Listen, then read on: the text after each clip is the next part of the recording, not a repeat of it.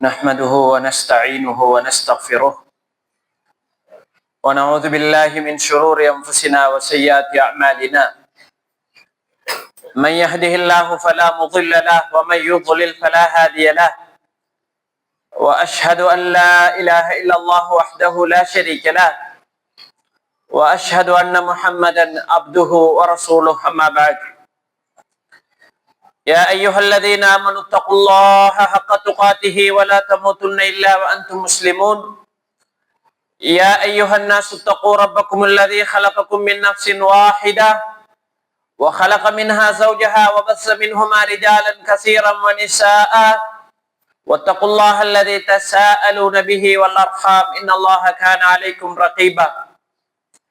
يا أيها الذين آمنوا اتقوا الله وقولوا قولا سديدا يصلح لكم أعمالكم ويغفر لكم ذنوبكم، ومن يطع الله ورسوله فقد فاز فوزا عظيما. أما بعد، فإن أصدق الكلام كتاب الله، وخير الهدي هدي محمد، وشر الأمور محدثاتها، وكل محدثة بدعة، وكل بدعة ضلالة، وكل ضلالة في النار. اللهم صل وسلم على نبينا محمد وعلى آل محمد كما صليت على إبراهيم وعلى آل إبراهيم إنك حميد مجيد.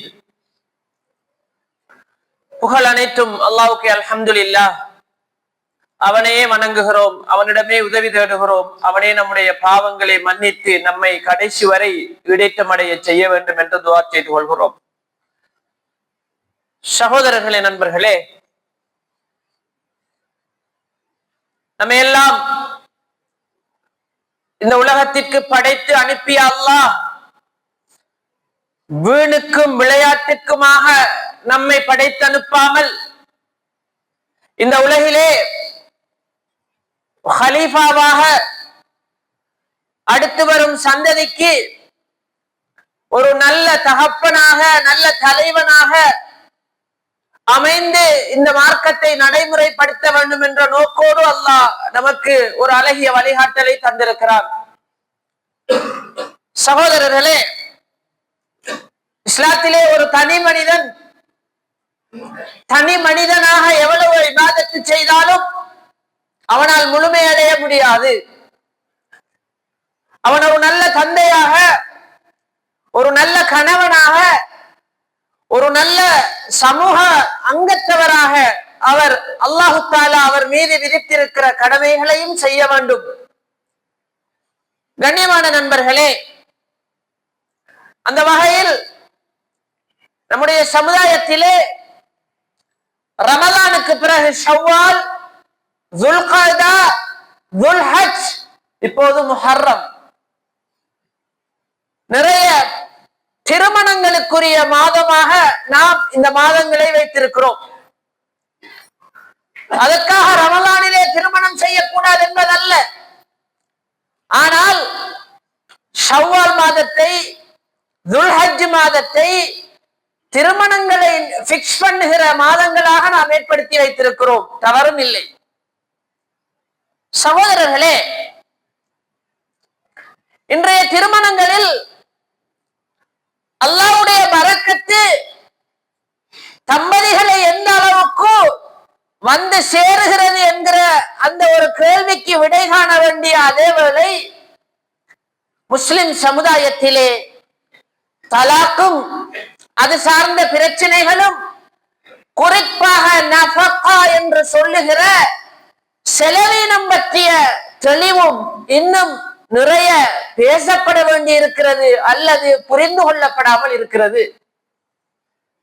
கண்ணியமான நண்பர்களே, சில வேளை சில திருமணம் செய்ய இருக்கிற கணவர்கள் நினைக்கிறார்கள், செலவீனம் என்பது நான் மனைவிக்கு கொடுக்க வேண்டிய மகர், அதற்காக நிறைய உழைக்க வேண்டும், நிறைய பெரிய பொருட்கள் எல்லாம் நான் சேகரிக்க வேண்டும் என்கிற ஒரு சாராரை பார்க்கிறோம். இன்னும் சிலர், இல்லை, எனக்கு ஒரு குழந்தை அல்லது ஒரு குடும்பம் வந்தால் அதற்கு செலவழிப்பது பேருதான் நஃபகா என்று நினைக்கிறார்கள். உண்மைக்கும் சொல்ல போனால் தலாக்கு நடந்த பிறகும் குறிப்பிட்ட காலத்துக்கு மனைவிக்கு செலவழிப்பதற்கு பேரும் நஃபகாதான். அல்லது முழுவதுமாக மனைவியை பிரிந்து விட்டாலும் அவருடைய குழந்தை அவரிடம் வளராவிட்டாலும் அந்த பிள்ளைகளுக்கு செலவழிப்பதன் பேரும் நஃபகாதான். கண்ணியமான நண்பர்களே, ஏன் இதை இந்த நாட்களிலே நம் சமூகத்திலே பேச வேண்டி இருக்கிறது என்றால்,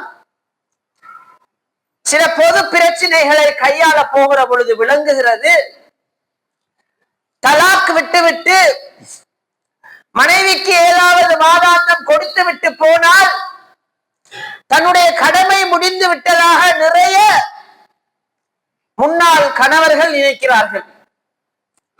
பிள்ளை எப்படியாவது வளரட்டும், யாரிடமாவது வளரட்டும், பிள்ளையினுடைய எதிர்காலம் பற்றி எந்த சிந்தனையும் இல்லை. சகோதரர்களே, நண்பர்களே, உண்மையில்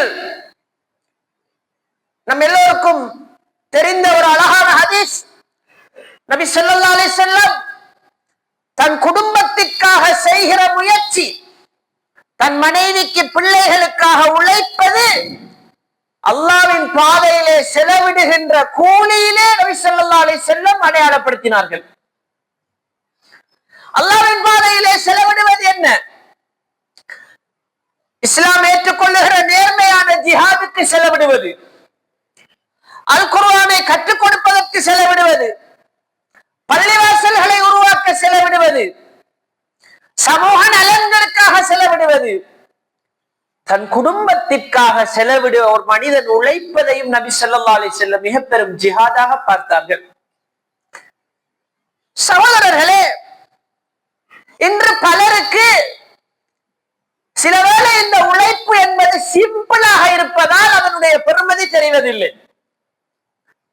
ஏனென்றால் நம்முடைய முஸ்லிம் சமூகத்தில் சிலவேளை நான் எப்படி முதலீடு செய்கிறேன், எனக்கு காசு எங்கிருந்து வருகிறது, ஹலாலா ஹராமா என்று கண்டுகொள்ளாத பலருடைய தொழில்கள் இன்று பல சிக்கலாகி போகிறது. அது வேற ஒரு தலைப்பிலே பேசப்பட வேண்டியது. அதனாலும் தெரியாது, இந்த குடும்பங்களுக்கு செலவழிப்பதை ஒரு பெரிய ஒரு பொருட்டாக அவர்கள் நினைப்பதில்லை. காசுதானே, ஒரு நாளைக்கு 5000 ரூபாய் படி தரையா, 10,000 ரூபாய் படி தரையா என்று கேட்பவர்களை பார்க்கிறோம். ஏன்? அவங்களோட வருமானம் அவ்வளவு ஹையாக இருக்கிறது. ஆனால் அல்லாஹ்வுக்கு பதில் சொல்ல வேண்டும் என்று பயப்படுகிற ஒரு இளைஞன் அல்லது ஒரு மனிதன் வயல் வேலை செய்கிறான், பொருட்களை சுமந்து கொண்டு வித்து திரிகிறான், வீதியில அல்லாஹ்வுடைய அருளை மட்டும் எதிர்பார்த்து கஷ்டப்பட்டு உழைக்கிறான். உண்மையிலே சகோதரர்களே, அல்லாஹ்வின் பாதையிலே செலவிடுவதற்கு என்னென்ன சிறப்பெல்லாம் இருக்கிறது. அவ்வளவு சிறப்பும் ஒரு கணவன் தன் குடும்பத்துக்காக செலவு செய்வதற்கும் பொருந்தும் என்று அறிஞர்கள் சொல்கிறார்கள். இப்ப நீங்க குர்ஆனை பிரட்டி பார்ப்போம். அல்லாஹ்வின் பாதையிலே செலவிடுபவர்களுக்கு உதாரணம் என்னவென்றால், இப்படி எல்லாம் குர்ஆன் பேசும். ஏனே, நீங்க 1 ரூபாய் செலவழிச்சாலும் அது 600 மாதிரி. அந்த 600 எப்படி என்றால், நீங்கள் ஒரு தானியத்தை பூமிக்குள்ளே போடுகிறீர்கள், அது வெளியே வருகிறது, 6 கதிர் வருகிறது, ஒவ்வொரு கதிரிலும் 100 நெல்மணிகள் வருகிறது. இப்படித்தான் அல்லாஹு தஆலாவின் பாதையிலே செலவு செய்வது என்பது ஒரு உதாரணம். சரி, இது குடும்பத்துக்கு செலவழிப்பதற்கும் பொருந்துமா? ஓ, பல அறிஞர்கள் இதை சொல்கிறார்கள். ஒரு மனிதன் ஹலாலாக உழைப்பதற்கான முயற்சி மிக பெரும் போராட்டம். ஹலாலாக உழைப்பதற்கான முயற்சி இந்த துனியாவிலே மிக பெரும் போராட்டமாக பார்க்கப்பட வேண்டும். ஆனால் உங்களுடைய பகுதிகளிலும் நிறைய சமூக நல்லிணக்க குழுக்களிலே ஒர்க் பண்ணியவர்களுக்கு தெரியும், இன்றைக்கு தெளிவான ஒப்பந்தங்கள் இல்லாமல் தான் அநேகமான தொழில்களிலே நிறைய பேர் முதலீடு செய்கிறார்கள். அண்மையில ஒரு பிரச்சனையை எதிர்கொள்கிறோம். ஒரு சகோதரர் வருகிறார், தொழில் செய்வதற்காக தன்னிடமுள்ள ஒரு பெரிய ஒரு பணத்தை ஒதுக்கி கொடுத்திருக்கிறார். ஒரு பெட்டிக்கடை மாதிரி வைத்துக் கொள்ளுங்கள். லொஸ்டாகி விட்டது. எந்த விதமான கேள்வி கணக்கும் இல்லாமல் முதலீடு செய்தவர் அப்படியே வந்தவர் கடைக்குள்ள இருந்து எல்லா ப்ராப்பர்ட்டியையும் எடுத்துவிட்டு முழு லொஸ்டையும் அவர பக்கம் தள்ளிவிட்டு போய்விட்டார். உதாரணத்துக்கு ஒன்று சொல்கிறேன். இதை ஏன் கதைக்கிறேன் என்றால், அநேகமாக இன்னைக்கு பார்ட்னர்ஷிப்ல பிசினஸ் செய்கிற பலருக்கு தங்களுடைய தொழிலிலே தெளிவில்லை. என்ன அடிப்படையிலே நாங்கள் பிசினஸ் செய்வது? ஃபார் எக்ஸாம்பிள், ஒரு சகோதரர் கஸ்டம்ஸ் கிளியர் பண்றதுக்காக வேண்டி கொஞ்சம் காசு தாங்க என்று கேட்கிறார். என்ன அடிப்படையில கொடுக்குறீங்க? எவ்வளவு உங்களுக்கு அதுல லாபம்? எத்தனை வீதம்? எந்த விதமான தெளிவும் இல்லை. பேச்சினேண்டா மட்டும் அப்படியே சுருட்டி கொள்வதற்கு வருவது. நான் இந்த செக்ஷனுக்குள்ள போகல, உதாரணத்துக்காக மட்டும் சொல்கிறேன். தெளிவில்லாத வருமானங்கள் நிறைய நம்முடைய சமூகத்துக்குள்ள அல்லாஹ் காவல் நௌதுபில்லா. ஆனால் தன் குடும்பம் ஹலாலாக வாழ வேண்டும், தன் பிள்ளையினுடைய வயிற்றுக்குள் ஹலால் போக வேண்டும், தன் மனைவி ஹலாலை சாப்பிட வேண்டும் என்று ஆசைப்படுகிற ஒரு மூமின், ரசூலுல்லாஹி அலைஹி வஸல்லம் சொன்னார்கள், ஒருவன் ஹராத்தை சாப்பிட்டு விட்டு கையேந்துகிறான், அவனுக்கு துஆ எப்படி அங்கீகரிக்கப்படுற? உன்ன மௌத்துக்குள்ள போறது ஹராம், உடுப்பு ஹராம், எல்லாமே ஹராம். சகோதரர்களே, நண்பர்களே, உண்மையில் இன்று சமூகத்தின் நிலைமைகளை பார்க்கிற பொழுது நீங்களும் அதை அனுபவித்திருப்பீர்கள். நிறைய தலாக்கு நடக்கிற பொழுது அப்போதுதான் விளங்குகிறது, ஒரு பெரும் வருமானங்கள் இருந்திருக்கிறது, அல்லாஹ்வுடைய அருள் மட்டும் இல்லாமல் போயிருக்கிறது, பிரிவுகளிலே வந்து நிற்கிறது. அண்மையிலே சகோதரர்களே, குறித்த ஒரு பள்ளிவாசலிலே ஒரு பையன், ஒரு பொடியன், ரொம்ப பிரலியான பொடியன் பள்ளிவாசலுக்குள்ளே. இதை ஒரு உதாரணமாக சொல்கிறேன். பள்ளிவாசலுக்கு ரொம்ப பிரலி, பிள்ளைகளை தனகிறது, தொலைக்குள்ள அடுத்த ஆளுக்கு இழுக்கிறது. உதாரணமாக சமூகத்துல இருப்பான் அப்படி ஒருத்தர். இவன் பின்னணி என்னன்னு பார்த்தால், வாப்பா தலாக் விட்டு கிட்டத்தட்ட 2.5 வருடம் ஆகிறது.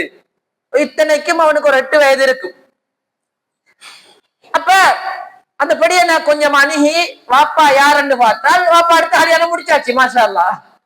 ஓகே, எவ்வளவு கொடுக்குறாரு செலவு? நான் தீர்ந்துட்டத்தை கொடுக்க போல, காலியார் தீர்த்துட்டத்தை நான் கொடுக்க.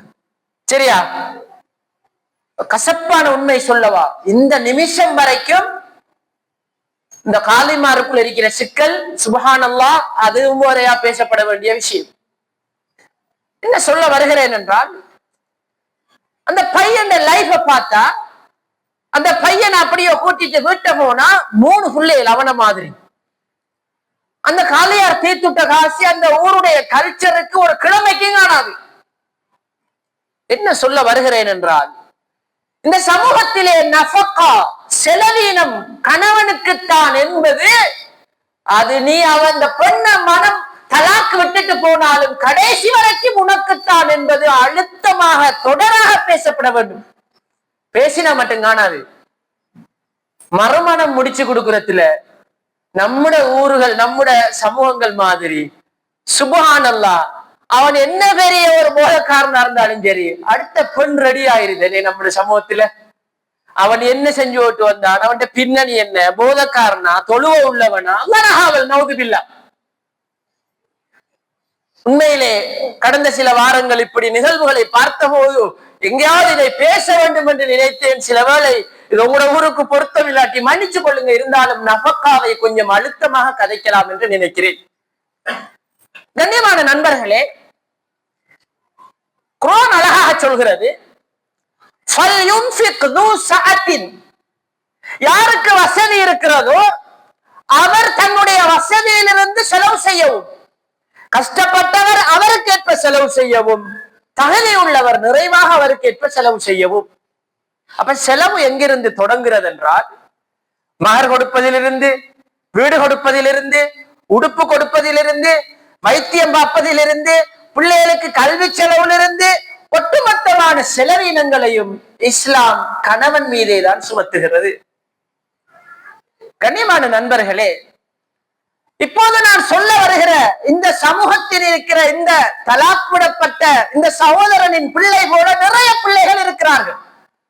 இவர்களுடைய எதிர்காலம், இவங்களோட ஒழுக்கம், கல்வி, பண்பாடு, யார் இதை பார்ப்பது? சகோதரர்களே, இப்படியான பிள்ளைகளை நீங்கள் ஒரு ஆய்வு செய்து பார்த்தால் நிறைய பிள்ளைகள் ஸ்கூலுக்கு போகாத பிள்ளைகள் என்று ஒரு சமூகம் உருவாகுது இன்றைக்கு. சில வேளை அல்ஹம்துலில்லாஹ் இப்படி கைவிடப்படுற பிள்ளைகளுக்கு மாஷா அல்லாஹ் பல மதரசாக்கள் அடைக்கலம் கொடுத்து அவர்களை பெரும் நல்ல மனிதர்களாக மாற்றிய வரலாறும் உண்டு. அல்ஹம்துலில்லாஹ் மதரசாக்கள் செய்கிற உன்னதமான பணிகளுக்கு நாங்கள் அதை பாராட்டித்தான் ஆக வேண்டும். கண்ணியமானவர்களே, நம்ம எல்லோருக்கும் தெரிந்த ஒரு பெரிய ஒரு வசனம் தான் ஆயிஷா ரலியல்லாஹு அன்ஹா தன்னுடைய ஏனைய நபிகளாருடைய மனைவிமார்களிடம் ஒரு ஐடியா கொடுக்குறாங்க. ரசூல் ஸல்லல்லாஹு அலைஹி வஸல்லம் அவங்க வந்தா இன்னைக்கு நாம ஒரு ஸ்ட்ரைக் கொண்டு பண்ணுவோம். ரசூலுல்லாஹ் தார வருமானம் நமக்கு பத்தாம இருக்குது. நாம நபிகளாருக்கு என்ன செய்வோம், அதை உணர்த்தணும். அப்ப நாம என்ன செய்வோம், கதைக்காம இருப்போம். எல்லாரும் கதைக்காம இருப்போம். குர்ஆனை நீங்கள் புரட்டி பாருங்கள். நபிகளார் வருகிறார்கள், மனைவிமார்கள் பேசவில்லை. நபி ஸல்லல்லாஹு அலைஹி வஸல்லம் ரொம்பவுமே மனம் உடைந்து போய் பள்ளிவாசலுக்குள்ளே அப்படியே உடைஞ்சு போய் அமர்ந்திருக்கிறார்கள். அல்லாஹ் குர்ஆன் வசனத்தை இறக்கிறான். நபியே, உங்கள் மனைவிமார்களை கூப்பிடுங்கள். இன் குந்துன்ன துரிதுனல் ஹயாத்தத் துன்யா வஸீனத்தஹா, இந்த உலக அழகும் கவர்ச்சியும் தான் உங்களுக்கு வேண்டும் என்றால் இன்றைக்கே உங்களை எல்லாம் தலாக்கு விட்டு விடுகிறேன். எல்லாருக்கும் விடுதலை தாரன், நீங்க போகலாம். இந்த வசனம் இறங்கினோனே மனைவிமார் ஓடி வந்தார்கள். அல்லாஹ் அக்பர். நம்ம பார்த்த வேலை என்ன, அல்லாஹ் வானத்திலிருந்து வசனம் இறக்குற அளவுக்கு ஒரு பாரதூரமான வேலையை இன்றைக்கு பார்த்துட்டோம் என்று தௌபா செய்தார்கள் என்ற செய்தியை குர்ஆனிலே பார்க்கிறோம். சகோதரர்களே, இதை ஏன் இப்படி நான் சொல்ல வேண்டி வருகிறது என்றால், ஹலாலாக ஒரு திருமணத்தை முடித்து முறையாக வாழ நினைக்கிற ஒரு சகோதரனுக்கு செட்டாகாத மனைவிமார்களால் நீ ஹராத்தின் போயாவது பொருளாதாரம் ஈட்டிக்கிட்டு வர வேண்டும், நீ லீசிங்ல உளுந்தாலும் ஒரு ஓட்டோ வாகனம் வாங்க வேண்டும் என்று அப்படி ஒரு சைடும் இல்லாமல் இல்லை. மாறாக தன்னுடைய கடமையை சரியாக நிறைவேற்றாமல், முறையாக உழைக்காமல், மனைவியுடைய சொத்திலும் இன்னும் ஒரு ஊதாரித்தனமாக வாழுகிற, அல்லாஹ்வால் கண்டிக்கப்படுகிற கணவன்மாரை பற்றியும் நாங்கள் பேசாமல் இருக்க முடியாது. சகோதரர்களே, நண்பர்களே, உண்மையில கசப்பா இருந்தாலும் உண்மை என்ன தெரியுமா, மனைவி எவ்வளவு வசதிக்காரியா இருந்தாலும் மகரு, இருப்பிடம், எல்லா செலவினம் கணவன் தான் பார்க்கணும். உதாரணத்துக்கு எடுத்துக்கொள்வோம், ஒரு கணவன் தந்த குடும்பத்துக்கே செலவழிச்சு கொள்ள இயலாத அளவுக்கு கஷ்டப்படுறான், கிட்டத்தட்ட ஒரு மிஸ்கீனா போய்த்தான், அவன் ஜகாத்து கேட்கலாம் சமூகத்துல. ஒரு மனைவி அவட்ட நிறைய நகை இருக்கிறது, பொருளாதாரம் இருக்கிறது, அவ விரும்பினாதான் கணவனுக்கு கொடுக்க வேண்டியவர். இமாம் இப்னு பாஸ் ரஹிமஹுல்லாஹ் ஒரு பொம்பளை அழகான ஒரு கேள்வி கேட்கிறார். அண்ணா முவல்லஃபா, நான் ஒரு ஆபீசர், நான் ஒரு ஊழியர், எனக்கு வருமானம் வருகிறது, என்னுடைய கணவர் என்னுடைய சொத்திலிருந்து அடிக்கடி என்கிட்ட கேட்கிறார், அவருக்கு முடியாமல் இருக்கிறதாம், எந்த காசையும் கேட்கிறார், கொடுக்கலாமா? இமாம் அவர்கள் ஃபத்வா கொடுக்கிறார்கள், அந்த பெண்கள் மனமு வந்து உங்களிடம் தந்தால் நீங்கள் எடுத்து செலவழியுங்கள். இன்னைக்கு மனமு வந்தா வாங்குறோம் நம்ம. மனைவிர பேர்ல மெயின் ரோட்ல 2 கடை இருந்தா எழுதப்படாம இவர் தான் அதுக்கு ஒரு சொந்தக்காரனே. மனைவிர பேர்ல வழக்கு இருந்தா எழுதப்படாத சட்டமாக இவர் சொந்தமாக்கிறார். சகோதரர்களே, நண்பர்களே, நபிகளாருடைய காலத்திலே பெண்கள் ஜகாத்து கொடுப்பவர்களாக இருந்தார்கள். அதுக்கு நிறைய ஹதீஸ்கள் இருக்கிறது. கணவன்மாருக்கு கடன் கொடுப்பவர்களாக இருந்தார்கள், கணவன்மாருக்கு கடன் கொடுப்பவர்களாக இருந்தார்கள். அப்துல்லாஹ் இப்னு மஸ்ஊத் ரலியல்லாஹு அன்ஹு அவர்களுடைய மனைவி வருகிறார்கள். அல்லாஹ்வுடைய தூதரே, நான் ஜைனப் வந்திருக்கிறார். ஐயோ ஜயானி, எந்த ஜைனப்? இப்படி இப்னு மஸ்ஊதுடைய வர சொல்லுங்கள். அல்லாஹ்வுடைய தூதரே, நீங்க இப்படி நெருங்கிய உறவுகளுக்கு செலவழிப்பதன் சிறப்பை பற்றி வசனம் இறங்கி இருப்பதாக அறிகிறேன். நெருங்கிய உறவு என்ற வகையிலே இந்த கணவனுக்கு நான் செலவழிக்கட்டான். என்ன அழகான ஒரு கேள்வி! என்ன இன்னைக்கு ஏழுமா இந்த சமூகத்துல நினைச்சு பார்க்கலாமா இப்படி ஒரு கேள்வி? அல்லாஹ்வுடைய தூதரே, இந்த கணவனுக்கு நான் செலவழிக்கட்டுமா? ஏனென்றா அந்த சமூகம் பழக்கப்பட்டதெல்லாம் கணவன் செலவழித்துத்தான். இன்றைக்கு நம்ம கிழக்கு மாகாணத்துல சில பகுதிகள்ல பொம்பளை பிள்ளைக்கு 38 வயசாகினாலும் வீட்டை முடிச்சிட்டு வாங்க, கல்யாணம் பேசுவோம். பெயிண்ட் அடிச்சிட்டு வாங்க, எல்லாம் கம்ப்ளீட் பண்ணிட்டு வாங்க, கல்யாணத்தை பேசுவோம். சுப்ஹானல்லாஹ். என்ன சொல்ல வாரேன்னா, நாம இந்த சில தகவல்கள் அடிக்கடி பேசி பேசி இனி அதை கதைக்கிறத விட்டுட்டோம். அதுல ஒன்றுதான் சீதனம், இந்த ஹராமான கொடுக்கல் வாங்கல். கண்ணியமான நண்பர்களே, சில வேளை ஒரு மனைவியின் நடத்தையும் தன்னுடைய கணவனுடைய நஃபக்கா போதாது என்ற குற்றச்சாட்டும் பல ஹராத்தின்பால் சில ஆண்களையும் தள்ளி இருக்கிறது. அது யதார்த்தம். குறிப்பா லீசிங்லே போய் விழுந்திருக்கிறார்கள், ஹராமான லீசிங்லே போய் மாட்டி இருக்கிறார்கள். ஒவ்வொரு ஊர்லயும் கேட்டு பார்த்தா தெரியும், அதால பாதிக்கப்பட்ட நண்பர்கள் வெளியே வர முடியவில்லை. சின்ன சம்பளம், சின்ன வருமானம், இங்க பிள்ளைய கவனிக்கிறையா, லீசிங்க கட்டுறையா, அது இனி அடுத்த மாதம் டபுள் ட்ரிபிள் ஆகிறது.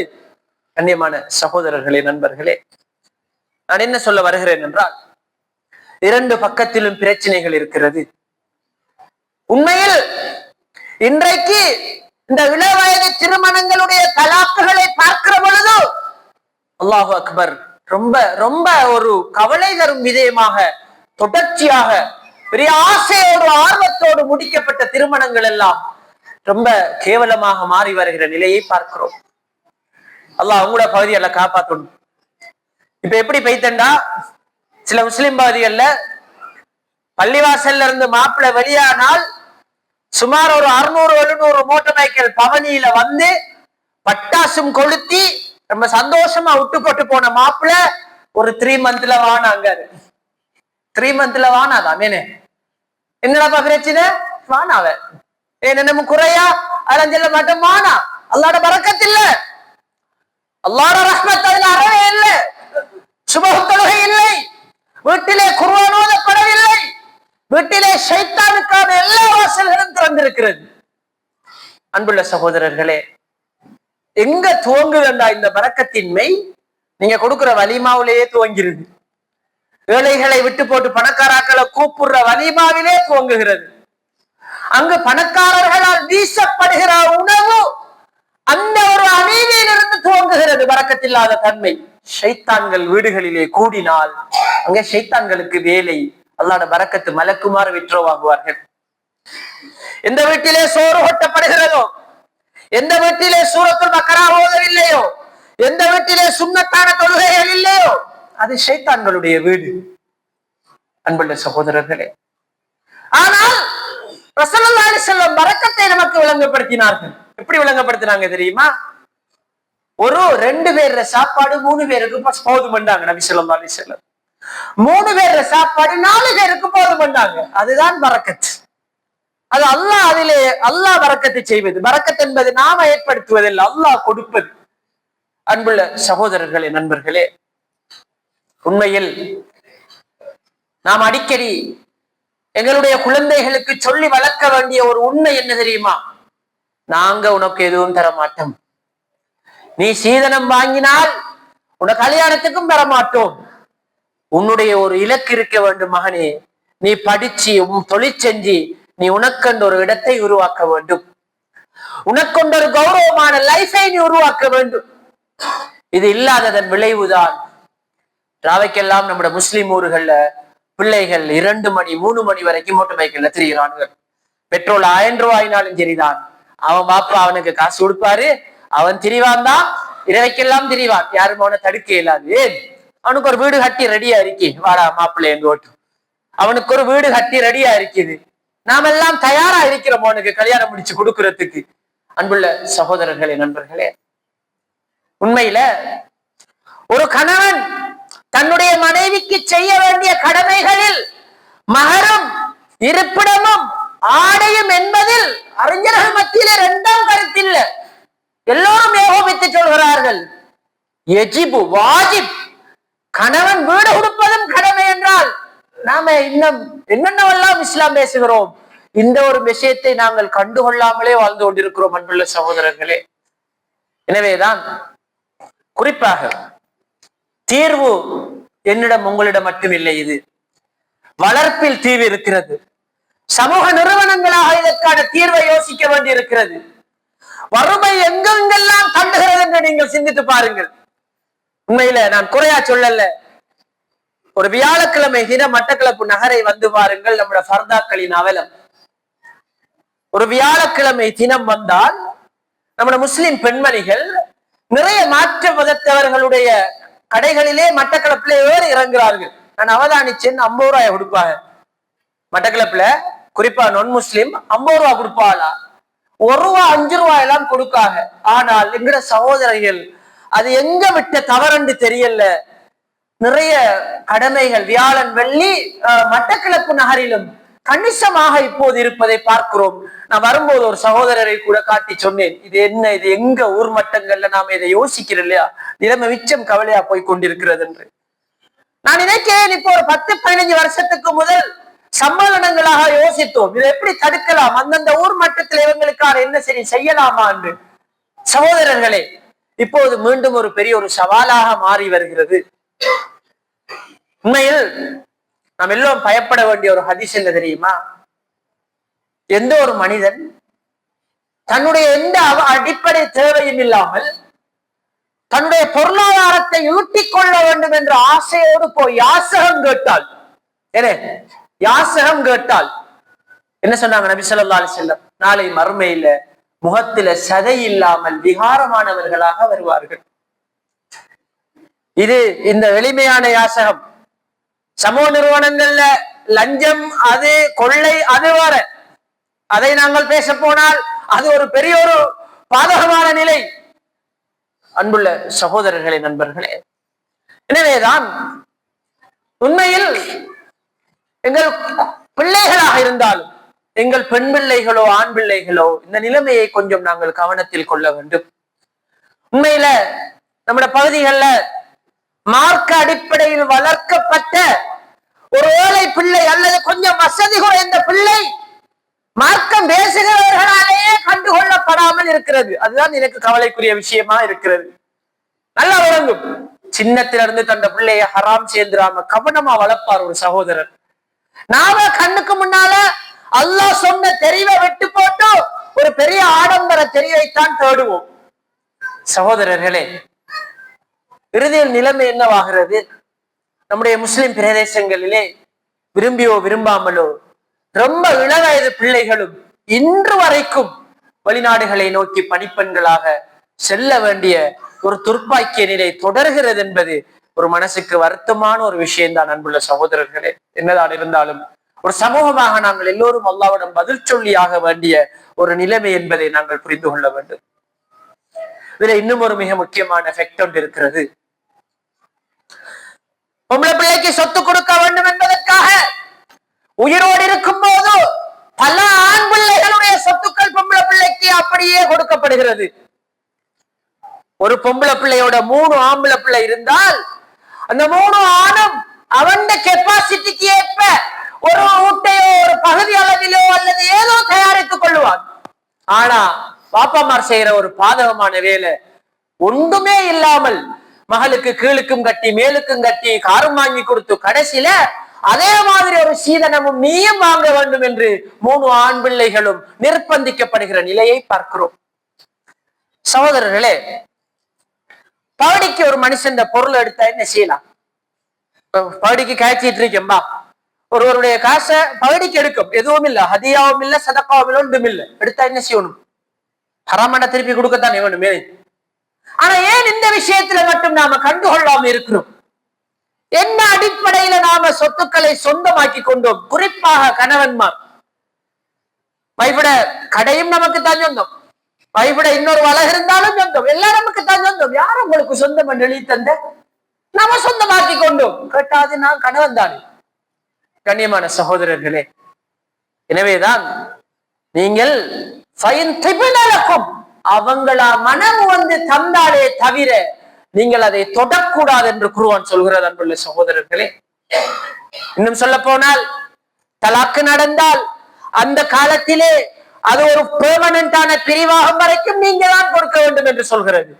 உங்களுடைய வீட்டில் இருந்தால் வீட்டை விட்டு வெளியேற்ற வேண்டாம் என்று மார்க்கம் சொல்கிறது. அப்படியான கண்டிப்பான துல்லியமான தெளிவான வழிகாட்டல்களை கொண்டிருக்கிறனா நவுசுபில்லா அல்லாஹ் பாதுகாக்கணும். சிந்திச்சு பாருங்க சகோதரர்களே, இன்றைக்கு பெரும் பெரும் வருமானங்கள், நோய்களும் அது மாதிரி. ஏனே மெடிக்கல் ஹாஸ்பிட்டல்ல 1ஆம் வார்டு 5ஆம் வார்டுக்கு போனாக்களுக்கு தெரியும், கிட்னி ஃபெயிலியரும் ஹார்ட் ஃபெயிலியரும் பெரும் பெரும் நோய்கள். சில வேளை நவுதுபில்லா நாம லஅனத்ங்கிறத எப்படி புரிஞ்சு கொள்றோம், லஅனத் சாபம்ங்கிறத எப்படி புரிஞ்சு கொள்றோமோ தெரியாது. உதாரணமாக கேட்டு பெறாமல் தூதுகள் மூலமாக, இல்ல நீங்க அது செஞ்சு விடுங்க, மானுக்கு இப்படி செஞ்சு விடுங்க, அப்படி செஞ்சு விடுங்க. எத்தனையோ பேர் அல்லாட்ட கையேந்தலாம். யா அல்லாஹ், கடுமையாத்தான் எங்களை கசக்கி புளியறாங்க. யா அல்லாஹ், ஒரு பொம்பளை பிள்ளை தாய் கையேந்தலாம் அல்லாட்ட. யா அல்லாஹ், நீயே இவர்களை பார்த்து கொள்ளு ஒருவேளை அல்லாட்ட முறையிட்டலாம். அது ஒரு கட்டத்துல வந்து இறங்கலாம். நவுதுபில்லா, ஒரு பெரிய ஒரு கிட்னி ஃபெயிலியர் என்ற பெயரால், ஒரு பெரிய ஒரு பெயரால் வந்து இறங்கலாம். அல்லாஹ்வுடைய சாபம்ங்கிறது நவுதுபில்லா. எனவேதான் இந்த நிலைமைகளை பார்க்கிற பொழுது இவற்றை எல்லோரும் பேச வேண்டும் சகோதரர்களே. சமூகங்கள்ல ரொம்ப ஒரு கேவலமாக மாறிக்கொண்டிருக்கிறது. பல இளைஞர்கள் ஏண்டா இந்த திருமணத்தை செஞ்சோம் என்று நிற்கிறார்கள். கலந்து கொள்ளையும் மேலா, பிரிஞ்சு கொள்ளையும் மேலா, என்ன பிரிஞ்சு கொள்ற சூழல்லையும் இல்ல, பிள்ளைகளும் வளர்ந்துட்டு மனைவி மாறா போலையும் இல்ல, தொடர்ந்து லீசிங்கும் வட்டியும் இதுலையும் மாட்டிக்கிட்டு நவுதுபில்லா கடைசியில பள்ளிக்கு வராதவர்களாக மாறி போகிற நிலையை பார்க்கிறோம் அன்புள்ள சகோதரர்களே. எனவேதான் அல்லாஹு தாலா எங்கள் மீது பொறுப்பாக்கியது நஃபகா, கணவனுடையது. கணவன் மகர் கொடுத்ததிலிருந்து அவன் உண்மையிலே ஒரு குழந்தையை வறுமையை காட்டி கஷ்டத்தை காட்டி வளர்ப்பதிலே இருக்கிறது அதனுடைய வெற்றி. நவுதுபில்லா ரசூலுல்லாஹி அலைஹி வஸல்லம் தன்னுடைய பேரப்பிள்ளை பைத்துல் மாலில் இருந்த ஒரு ஈச்சம்பழத்தை பொறுக்கி வாய்க்கே வைக்கிறது. அல்லாஹ்வுடைய தூதர் விரலை விட்டு வெளியே எடுங்கள் மகனே, இது நமக்கு ஹராம் என்றார்கள் அல்லாஹ்வுடைய தூதர் ஸல்லல்லாஹு அலைஹி வஸல்லம். அல்லாஹ்வுடைய காவல். அன்புள்ளவர்களே, இன்று சின்ன சின்ன ஹராம்கள் மட்டும்தான் நமக்கு பெருசா தெரியுது. பெரிய ஹராம்கள் ஹராமாகவே தெரிவதில்லை.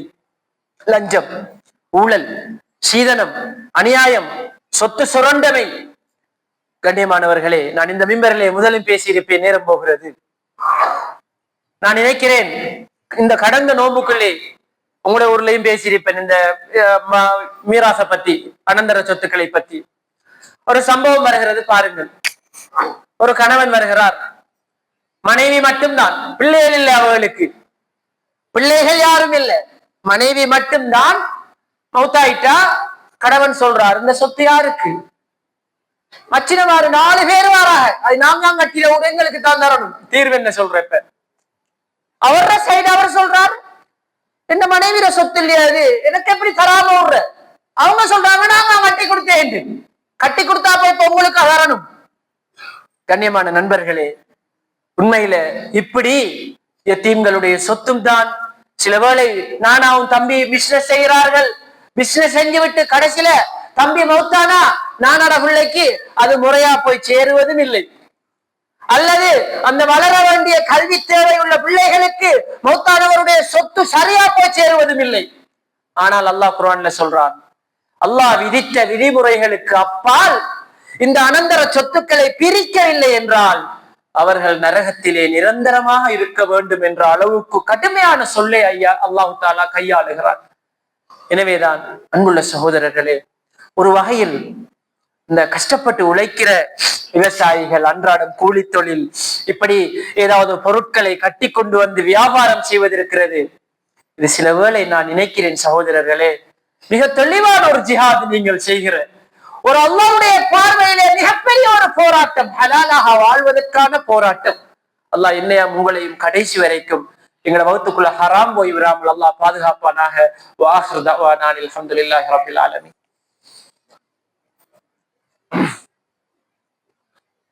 அல்ஹம்துலில்லாஹி ரப்பில் ஆலமீன் வல்-ஆகிபத்து லில்-முத்தகீன் வலா உத்வான இல்லா அலல் ஸாலிமீன். ஸல்லல்லாஹு அலா நபியினா முஹம்மதின் வ அலா ஆலிஹி வ மன் தபியஹும் பி இஹ்சானின் இலா யௌமித்தீன். அம்மா பஅது. சகோதரர்களே, நண்பர்களே, உண்மையில் இந்த வாழ்வியல், இஸ்லாம் சொல்லி தந்திருக்கிற வாழ்வியல் யாரும் பாதிக்கப்படாமல் எல்லோரும் நியாயமாக வாழ வேண்டும், தனக்கு கிடைக்க வேண்டிய ஹக்கை பெற வேண்டும் என்பதற்காக இஸ்லாம் நிறைய சிஸ்டங்களை ஏற்படுத்தி வைத்திருக்கிறது. அந்த வகையில் ஒரு கணவனை உழைத்து வாழுவதுதான் உனக்கு சிறப்பு என்று இஸ்லாம் சொல்கிறது. الرجال قوامون على النساء بما فضل الله بعضهم على بعض وبما انفقوا من اموالهم. ஆம்பளைகளுக்கு ஏன் சிறப்பு என்று இஸ்லாம் சொல்கிறது என்றால், நீங்க செலவழிக்கிறீங்க. ஆம்பளைகளுக்கு சிறப்பு, நீங்க செலவழிக்கிறீங்க, உங்களோட வசதிக்கு ஏற்ப செலவழிக்கிறீங்க. அன்புள்ள சகோதரர்களே, போன நோன்பிலே என்னுடைய பயானிகள் இருந்த சகோதரனுக்கு தெரியும், ஒரு மனைவி கணவனிடமிருந்து எப்போது தன்னுடைய செலவீனத்தை எதிர்பார்க்க வேண்டும். ஒரு மனைவி தனக்கு கணவன் எல்லாம் பார்க்கணும், அவன் தான் எல்லாம் இந்த சைடு எல்லாம் செய்யணும் என்று எதிர்பார்க்கிறான். நியாயம்தான், இஸ்லாம் அதை உறுதிப்படுத்துகிறது. மாறி மனைவியிடம் ஒரு கேள்வி கேட்கிறது இஸ்லாம், நீ ஹஸ்பண்ட சரியா கவனிச்சியா? நீ ஹஸ்பண்ட சரியா கவனிச்சியா? ஸல்லல்லாஹு அலைஹி வஸல்லம் சொன்னார்கள், ஒரு கணவன் தன்னுடைய மனைவியை தன்னுடைய உடலியல் தேவை வந்த போது அழைக்கிறான், எந்த தடையும் இல்லாமல், அவளுக்கு மென்சஸும் இல்ல, வேற வருத்தமும் இல்ல, ஒன்றும் இல்ல, போகாமல் 7 ஆண்டு தடுக்கிறாள். கணவனுடைய ஆசையை நிறைவேற்ற மறுக்கிறாள். சொன்னார்கள் நபி ஸல்லல்லாஹு அலைஹி வஸல்லம், காலையாகும் வரைக்கும் மலக்குகள் அவளுக்கு சாபமிடுகிறார்கள். இது ஒரு சைடு. ஹஸ்பண்ட் எல்லாம் தரணும், எனக்கு உடுப்படுத்த தரணும், எல்லாம் தரணும், எல்லா மாதிரியும் இருக்கணும், ஆனா நான் என்னுடைய கடமையை நிறைவேற்ற மாட்டேன். சகோதரர்களே, உண்மையில் இன்று நாம் நம்மீது ஹலால ஹராமாக்கி கொண்ட ஒரு விஷயம் தான் தலாக்குங்கிறது. பல சகோதரர்கள் சமூகத்துக்கு பயந்து இந்த தலாக்குங்கிற டோர திறக்காமலே வாழ்ந்து கொண்டிருக்கிறோம். இந்த வயசுல தலாக்கு சின்ன சமூகம் என்ன சொல்லும் நம்மளை பத்தி அப்படி என்று. சகோதரர்களே, ஒரே ஒரு சம்பவத்தை சொல்லி முடித்துக் கொள்கிறேன். ஒரு சகோதரர் சில வருடங்களுக்கு முன்பு, அவருக்கு ஒரு 54 வயது இருக்கும், என்னை சந்திக்க வந்தார். ஹசரத், அடிக்கடி இதுகளை நீங்க பேசுறீங்க, இந்த வீட்டு நிலைமை உங்களுக்கு தெரியும், அல்லாஹ் எனக்கு நிறைய பொருளாதாரத்தை தந்திருக்கிறான், இந்த 4 பிள்ளைகளுக்கு மாஷா அல்லாஹ் நல்ல அழகான முறையில கொடுத்து விட்டேன் என்பதும் நீங்கள் அறிவீர்கள். ஆனால் என்னுடைய உடலியல் தேவை இன்றைக்கு வரைக்கும் எனக்கு இருக்கிறது. உங்களுக்கு தெரியுமோ என்னுடைய வீட்டு நிலவரம், வைஃபுக்கு ஏலா வருத்தம், ஆனால் எனக்கு ஜினா செய்ய முடியாது, எனக்கு ஏதாவது செய்யுங்க என்று சொல்லி வெக்கத்தை விட்டு கேட்கிறார். என்ன நிலைமை நம்முடைய சமூகத்துடைய நிலைமை? எங்கேயாவது கண்காணாம கண்டிக்கோ கிளம்புக்கோ போய் ஹராமா முடிச்சுட்டு வந்தா இந்த சமூகம் அவரை பெருசா கண்டுக்காது. 60 வயசுல ஒரு 20 வயதோ 30 வயதோ ஈவன் ஒரு டைவர்ஸ் ஆன பிள்ளைய முடிச்சா கூட தேவதான் ஹாஜியா இருக்கு இந்த வயசுல என்று சொல்லுவதற்கு அல்ஹம்துலில்லாஹ் சமூகத்திலே நிறைவாக ஆட்கள் இருக்கிறார்கள். அன்புள்ள சகோதரர்களே, நாம் அதை யோசிக்கவே தேவையில்லை. ஹராத்தின் பக்கம் போக எனக்கு விருப்பமில்லை, நான் ஹலாலாக வாழ வேண்டும் என்று ஆசைப்படுகிறவர்கள் அல்லாஹ்வுடைய ஹலாலை நாட வேண்டும். அல்லாஹ் பொருளாதாரத்தை தந்திருந்தால் மாஷா அல்லாஹ், அரபு நாடுகளிலே அதை நாங்கள் நிறைவாக பார்க்கிறோம். 4 மனைவி 3 மனைவி நிறைவாக கொடுத்திருக்கிறார்கள், மாஷா அல்லாஹ் சந்தோஷமாக வாழுகிறார்கள். ஆனால் இந்த சமூக கட்டமைப்புக்குள்ளே நாங்கள் தேவையில்லாத சில கட்டுப்பாடுகளோடு வாழ்ந்து கொண்டிருக்கிறோம். அன்புள்ள சகோதரர்களே, எனவேதான் இந்த நஃபகா என்கிற கணவன் முறையாக இந்த செலவீனத்தை செய்யாததன் விளைவு அது ரொம்ப பேரே பாதிக்கிறது. ஒரு உதாரணத்தை சொன்னேன். சமூகத்தில் இருக்கிற தந்தையுடைய அந்த கட்டணா, ஒரு தாயார் எல்லாத்தையும் கவனிக்கலாம், ஒரு தந்தை பள்ளிவாசலுக்கு கூட்டி வர வேண்டும். இன்னைக்கு உங்களுக்கு தெரியுமா சகோதரர்களே, பள்ளிவாசலுக்குள்ள வந்து சிறுநீர் கழிக்க தெரியாது, சூப்போக தெரியாத பிள்ளைகள் உருவாகி இருக்கிறார்கள், கால் கழுவ தெரியாது. அப்படியே அதுக்கு காரணம் என்ன? முதல் ஒரு காலத்துல பாப்பா பாரு பள்ளியை கூட்டி போற, இல்லாட்டி மூத்தாப்பாவோட போற, அந்த முறையான ஒழுக்கங்கள் சொல்லித்தார, சாப்பிடக்குள்ள நகமெல்லாம் வெட்டி பாக்குறது. ஆனால் அல்லாஹ் பாதுகாக்கணும், இது தலாக்குடைய குடும்பங்களுக்கு மட்டுமல்ல, வேகமான இந்த லைஃப் ஸ்டைல்ல பிள்ளைகள் இந்த அடிப்படை விஷயங்களும் கண்டுகொள்ளப்படவில்லை. கண்ணியமான நண்பர்களே, அல்லாஹு தாலா என்னுடைய மௌத்துக்கு பிறகு, உங்களுடைய மௌத்துக்கு பிறகு ஒரு வலதுன் சாலிஹாக நமக்கா துஆ செய்கிற ஒரு பிள்ளையாக நம்முடைய பிள்ளை இருந்தால் இந்த உலகத்துல நாம் செய்துவிட்டு போகிற மிகப்பெரிய சாதனை அதுவாக இருக்கும். அல்லாஹு தாலா எங்கள் சமூகத்தையும் எங்கள் குழந்தைகளையும் ஈமான் உள்ள குழந்தைகளாக அல்லாஹு தாலா மாற்றி அருள்வானாக. வாஹிர் தஅவானா அல்ஹம்துலில்லாஹி ரப்பில் ஆலமீன். அஸ்ஸலாமு அலைக்கும் வரஹ்மத்துல்லாஹி வபரகாத்துஹு.